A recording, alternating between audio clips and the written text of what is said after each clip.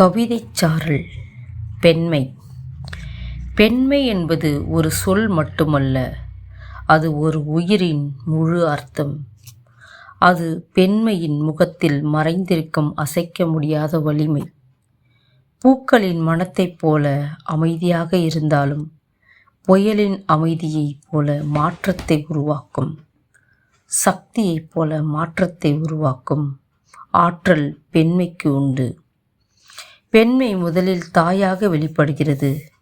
தன் உயிரை தன் உயிரில் சுமந்து வலியையும் வேதனையும் புன்னகையால் மறைத்து உலகிற்கு ஒரு புதிய வாழ்வை வழங்கும் தியாகமே பெண்மை. தாய் என்பவள் கடவுளின் முதல் வடிவம் என்று சொல்வது வீணல்ல. அவள் கருணையும் பொறுமையும் உலகத்தை நடத்தும் சக்திகள். பெண்மை தாயாக, சகோதரியாகவும், துணையாகவும், தோழியாகவும் மாறுகிறாள்.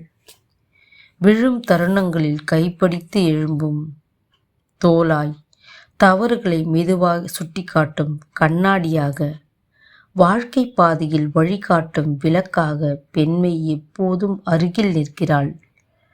பெண்மை காதலில் தனித்த அழகு கொண்டது.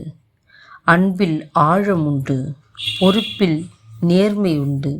சொல்லாமல் புரிந்து கொள்ளும் மனமும், புரிந்து கொண்ட பின்பு விட்டு கொடுக்கும் பொறுமையும் பெண்மையின் தனிச்சிறப்புகள்.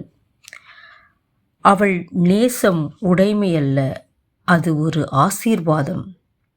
சமூகத்தில் பெண்மையை ஒரு மாற்றத்தின் விதை என்பார்கள்.